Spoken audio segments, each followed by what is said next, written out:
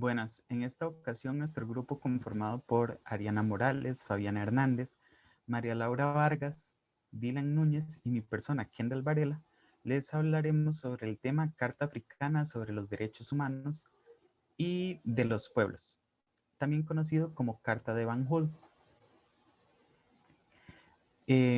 A modo de introductorio, tenemos que el primer paso que se dio para que diera la creación de un sistema regional africano de protección hacia los seres humanos fue con la Carta de la Organización de la Unidad Africana. Esta fue firmada el 25 de mayo de 1963. Entonces, como podemos observar en esta línea del tiempo, ¿verdad? A partir de esta carta, entonces se fueron aprobando varios instrumentos que fueron los que contribuyeron, ¿verdad?, a la creación de una cultura de, eh, de derechos humanos en lo que era el continente africano. Por ejemplo, en 1969 se dio la aprobación del convenio sobre los refugiados en África.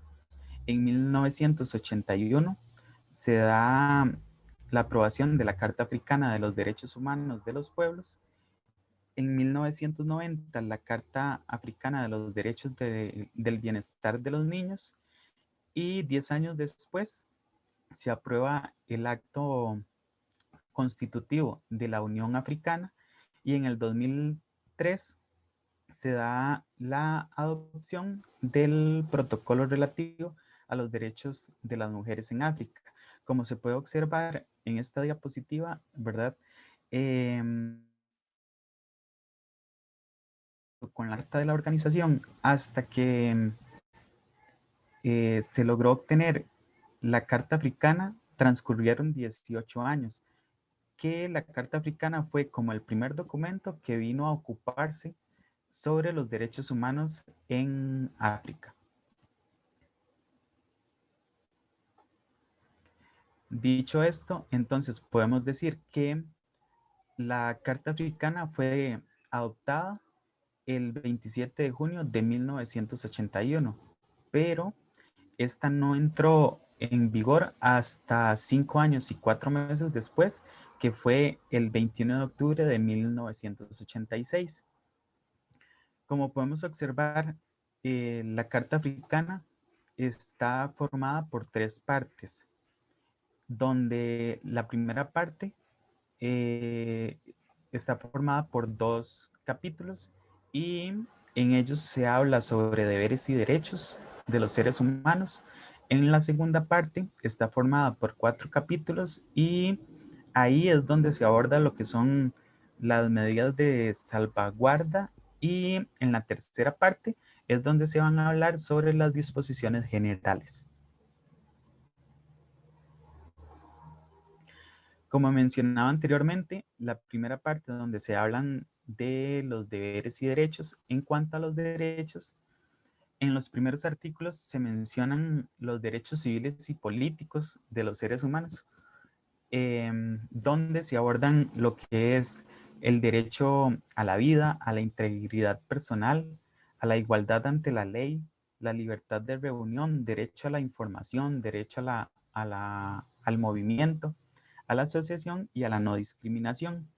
En estos artículos también se abordan lo que son los derechos económicos, sociales y culturales, donde se hablan de los derechos a la propiedad, derechos al trabajo, al salario, a la participación en la vida cultural y también el derecho a obtener entonces como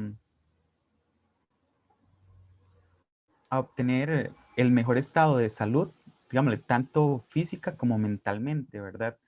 Es importante mencionar que también estos artículos mencionan sobre los derechos a tener una familia, los derechos a la protección de la niñez, al adulto y los derechos a la no discriminación de la mujer.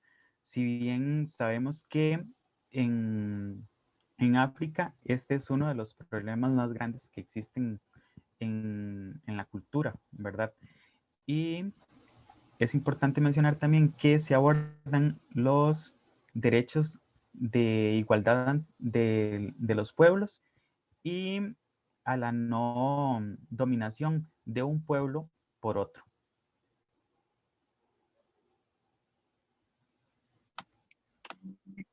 Bueno, con respecto a lo que son los deberes, lo que son los artículos exponen que todo individuo puede tener lo que son deberes para su familia y la sociedad, así como para el Estado y otras comunidades legalmente ya reconocidas. Así tanto a nivel nacional como internacional. Asimismo, bueno, se estipulan lo que son los derechos y las libertades que tiene cada individuo considerando lo que son los derechos de los demás, a lo que es la seguridad colectiva y al interés común. Asimismo, bueno, se expone que todo individuo tiene el deber de respetar y considerar a sus semejantes sin ningún tipo de lo que son discriminaciones y mantener lo que son relaciones con respeto y lo que es la tolerancia. Asimismo, como el desarrollo de la familia, el fomento del respeto y la cohesión de esta. Es fundamental lo que es servir a la comunidad nacional a su servicio con el objetivo de no comprometer la seguridad del Estado y reforzar lo que es la solidaridad nacional y social cuando ésta se vea amenazada. Por último, se establece que se debe preservar y reforzar lo que es la independencia nacional y todo lo que tiene que ver con la integridad del territorio, así como contribuir a la defensa de la conformidad de la ley y se debe trabajar al máximo de su rendimiento y pagar lo que son los impuestos estipulados por la ley en lo que es el interés social.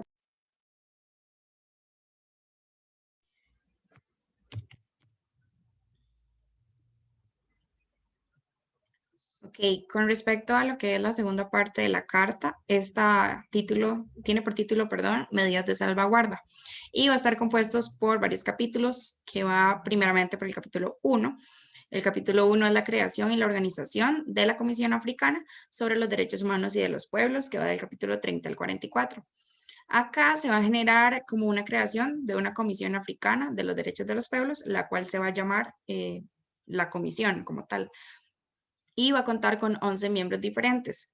Cada uno debe contar con diferentes aspectos y características como ética, moralidad, competencia en derechos, y cada uno va a actuar como reflejando su título personal. No se va a incluir nunca ningún ciudadano que sea repetido de algún estado, solo puede haber uno de cada estado. Los miembros que vayan a componer esta comisión van a ser elegidos por votación y esto va a ser directa y secreta desde la Asamblea de Jefes de Estado. El secretario de la organización como tal, para lo que es la unidad africana, va a invitar a los estados firmantes o a los estados que fueron aceptados a la presente carta al menos 4 meses antes de que ya hayan sido elegidos. Los miembros que vayan a estar en esta comisión van a ser elegidos por un periodo de 6 años. Pueden ser también reelegidos y no siempre van a durar los 6 años completos, sino que hay algunos que durarán 4 años, 5 años, 6 años. Y como ya mencioné, pueden volver a elegirse.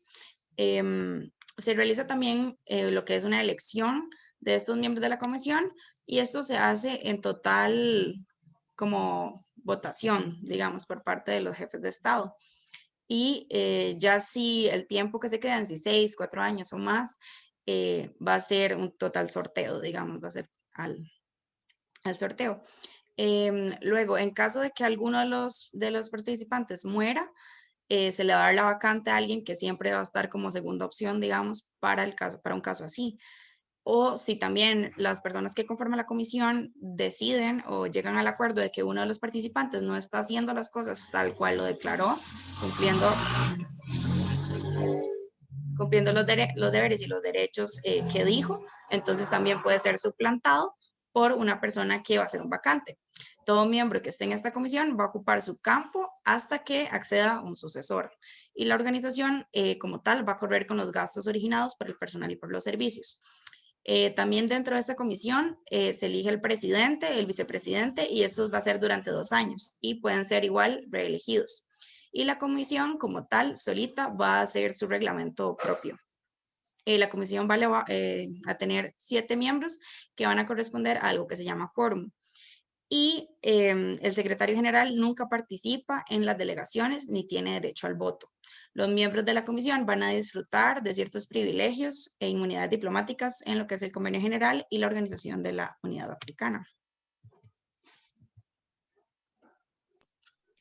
Bueno, con respecto a lo que son los mandatos de la comisión, se establecen todas aquellas funciones que se deben llevar a cabo. Entre ellas destacan lo que es recopilar documentos, lo que es emprender estudios e investigar los problemas africanos en materiales de lo que son derechos y de los pueblos, organizar lo que son seminarios, simposios y conferencias, esto con el objetivo de difundir todo lo que es la información, alentar a las instituciones tanto nacionales, locales e internacionales en hacer recomendaciones a los gobiernos. Asimismo, bueno, lo que es garantizar la protección de los derechos humanos y de los pueblos en las condiciones establecidas por la Carta y interpretar, ¿verdad?, todas aquellas disposiciones que estén presentes en la Carta.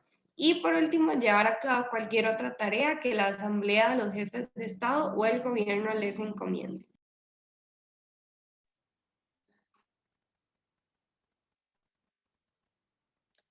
Bueno, ahora con respecto al capítulo 3, que es el procedimiento de la comisión. Bueno, la comisión puede recurrir a cualquier tipo de técnica de investigación apropiada, puede apelar al secretario general de la Organización para la Unidad Africana o a cualquier otra persona capaz de informarle. Si se cree la violación de las disposiciones de la Carta Africana, se puede llamar la atención por medio de un comunicado escrito de este Estado con relación al tema en cuestión, siendo enviado al secretario general de la Organización de la Unidad Africana y al presidente de la comisión. La comisión solo debe ocuparse de un asunto que se remitiera tras la aseguración de que se han agotado todos los recursos locales. En caso de que existan, a no ser que sea obvio para la comisión que el proceso de agotamiento de estos recursos sea demasiado largo. Esta puede pedir de los estados implicados que le proporcionen toda la información importante y relevante mientras la comisión considera el asunto. Estos estados pueden ser representados ante ella y presentar alegaciones tanto orales como escritas.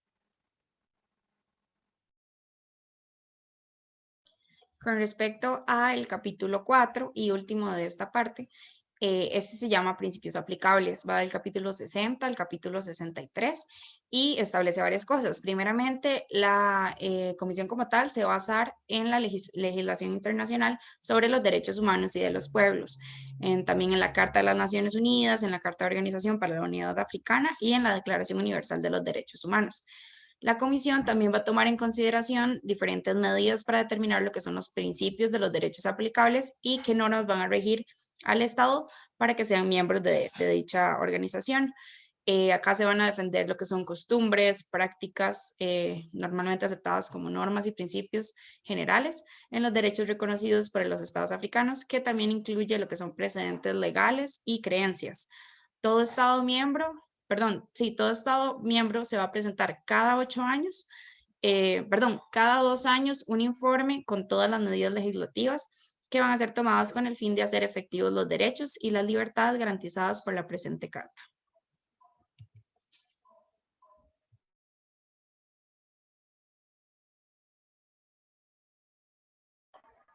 Bueno, como parte 3 tenemos lo que son las disposiciones generales. Acá vamos a tener, por ejemplo, lo que es el artículo 64, en lo que, bueno, es la selección de los miembros de la comisión. En esto, bueno, van a ser convocados por lo que son el secretario general de la Organización de la Unidad Africana en una primera reunión obligatoria que va a ser posterior a los 3 meses de acogido lo que es la Carta. De ahí, bueno, se van a recurrir a lo que son reuniones anuales. Como de manera obligatoria va a ser esa reunión anual, pero bueno, se pueden recurrir a más reuniones en caso de ser necesario o que se necesite discutir de algún tema.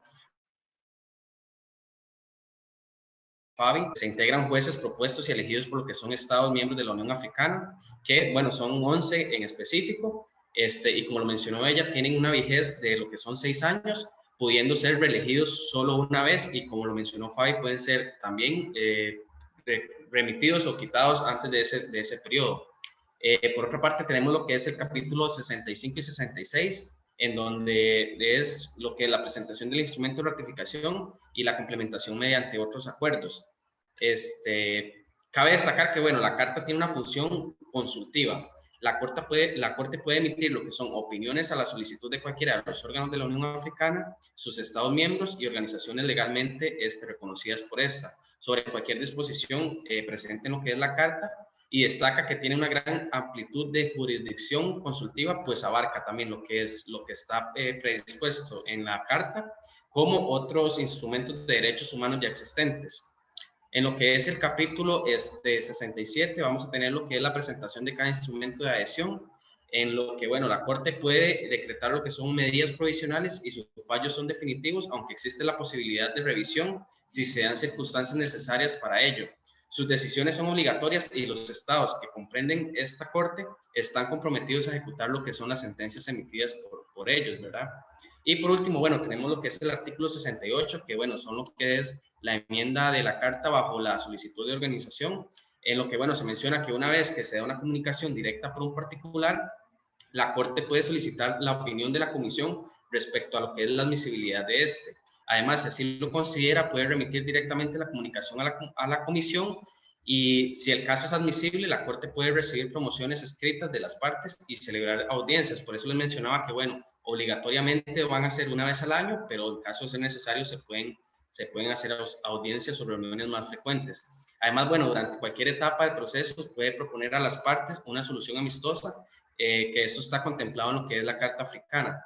Y bueno, por último, y para ir cerrando, un aspecto importante es que, bueno, se da incumplimiento de las sentencias debido a que, bueno, la Corte Africana no tiene facultades para imponer lo que son estas sentencias. Es decir, su función se limita a determinar lo que es si un Estado ha violado o no los derechos garantizados por esta Carta, y si por lo tanto ha incurrido en responsabilidad internacional, debe efectuar las reparaciones que correspondan. La que se va a encargar de supervisar el cumplimiento de estas sentencias va a ser el Consejo Ejecutivo de la Unión Africana.